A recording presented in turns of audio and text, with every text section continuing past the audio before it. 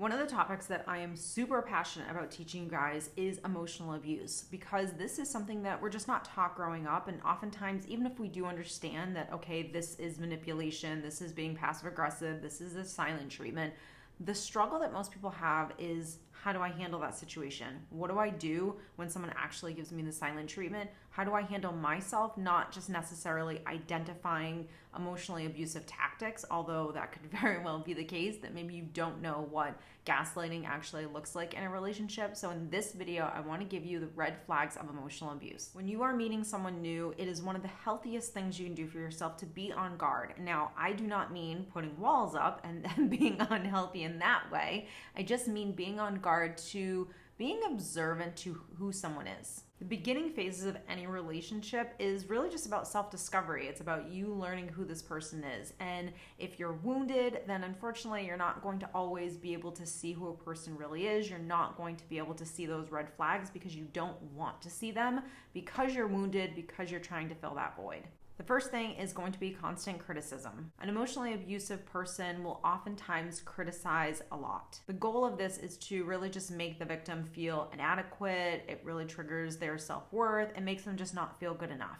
Now remember, with emotional abuse, there's really two big reasons why someone even does these things. Number one, it's going to be a defense mechanism. And number two, they're going to seek some type of control. The reason why someone will constantly criticize you is a variety of reasons. Number one, they could lack empathy. Number two, they could struggle with insecurity. Number three, they could be raised in a household where they received criticism very often, and so this has just become part of their programming. They have a need for control, which is another one. They think that by criticizing you, they will get to influence you and manipulate you in a certain way to do something or behave in a certain way. The next emotionally abusive tactic is going to be manipulation. This is a big one. Oftentimes people do not know when they are being manipulated. A manipulator will do this because they are trying to control a person's thoughts and feelings. They think by employing things like a guilt trip or gaslighting, which are forms of manipulation, that they can control a person's actions and what they actually do going forward. This is really just like emotional blackmail, and it's a way to have them kind of dominate you and control you. Next emotionally abusive tactic is going to be isolation. And isolation, a lot of times, really when you are coming from an unhealed space,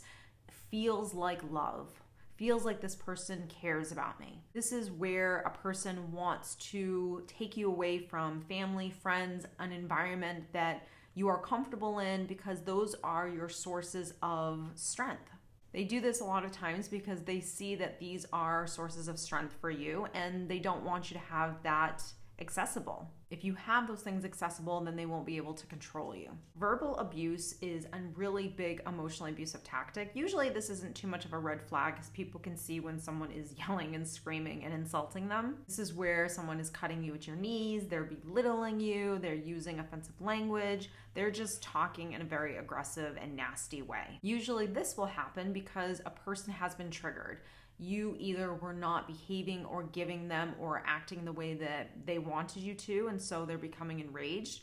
You did something that triggered an unhealed wound that has nothing to do with you. It has to do with them. And so again, because of that trigger, they become enraged. Think that by verbally abusing, by yelling, by screaming, by doing all of these things, that in some way it's going to dominate them over you, because you're going to get intimidated, nervous, or scared and kind of bow down. Not all emotionally abusive people will use this tactic, but definitely threats and intimidation is a really big one. And usually this will tend to happen when some of the other emotionally abusive tactics that they've tried on you are not working. So when push comes to shove and I really start getting aggravated because I've tried to manipulate you, I've tried to do this with you, and it's just not working, you're not biting, then I'm going to start threatening and trying to intimidate you. This is where the threats could be harm, violence. It could be both direct and indirect. It's just their way of trying to scare you. So again, they can control you and you can change your tune, either give them what they want or intimidate you enough that you'll start to kind of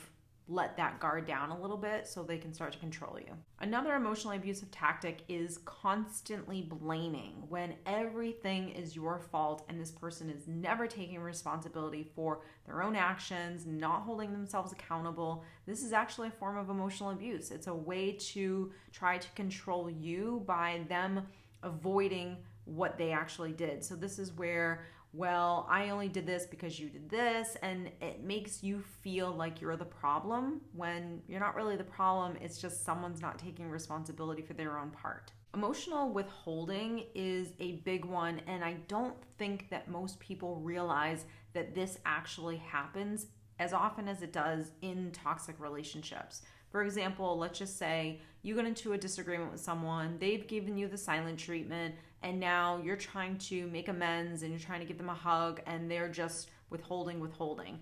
And it's gone beyond just they need some space. They're actually doing it now as a form of punishment.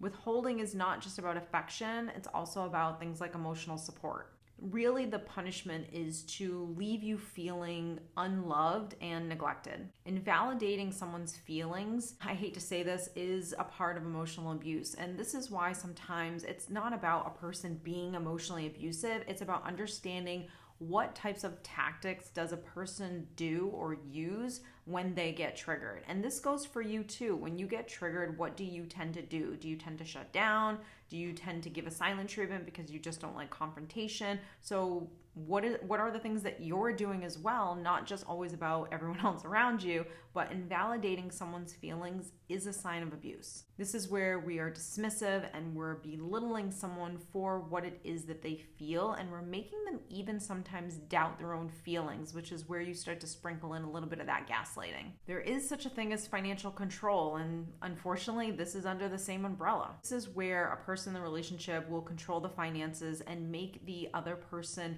feels as though that they're financially dependent on them. It gives them a sense of control. It also makes the victim extremely vulnerable if they are perhaps the person that either doesn't make as much money, doesn't know where the money's coming and going and where it is. It makes them feel more vulnerable that they don't have control over their own life. It puts that person in a very uncomfortable situation because fortunately, one of the worst things is if someone were to just break up with you or divorce you, and that person, number one, made all the money, and number two, you had absolutely no idea where all of that money actually is and what it's doing, and now you're left with hardly anything. Overstepping someone's boundaries is a form of emotional abuse. When we talk about boundaries, no matter who you are, whether you're narcissistic, whether you're just emotionally abusive, whether you're unhealthy, whatever label you want to put on it, knowing someone's boundaries and purposefully not embracing them or not respecting them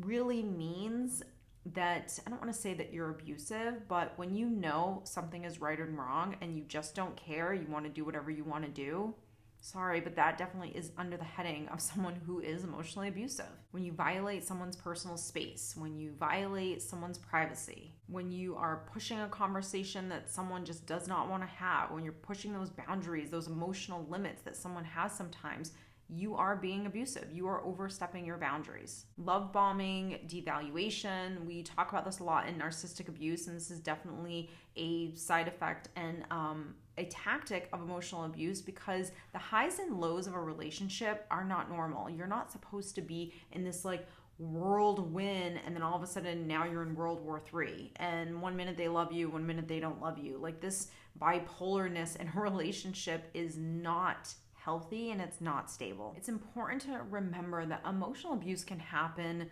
regardless of the relationship. It doesn't mean that someone's narcissistic. It doesn't mean that someone's incredibly toxic. It is just about understanding what are the things that people in my life do when they get uncomfortable, when they don't get their way. And this rings true for you as well. So it's important to understand these things, not only just so you can be able to say, okay, this person's overstepping their boundaries, but the biggest thing too is yourself. What are the things that you do and how can you work on your inner self, working on those triggers so you don't react in the way, you don't give anyone these defense mechanisms. You understand when you're getting triggered and you own that trigger. The healthiest relationships are relationships where two people, yes, understand that they're human and they have triggers and they might react from time to time, but they own them and they know what to do with them. So that is what I want to always be teaching you guys, is not just here are the 15 or 12 or whatever red flags of emotional abuse, but what do you do when you actually encounter them with this person?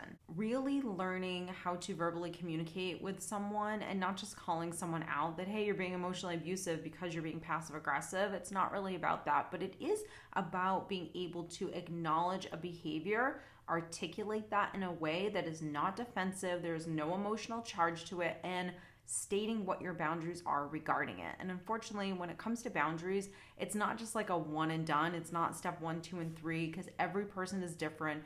Every person will tolerate different things in another person, and it doesn't always mean that one person is better than you or one person is so much more healed than you. It is about understanding your own self and what it is that you're comfortable with, and not fearing confrontation to be able to have difficult conversations sometimes with people.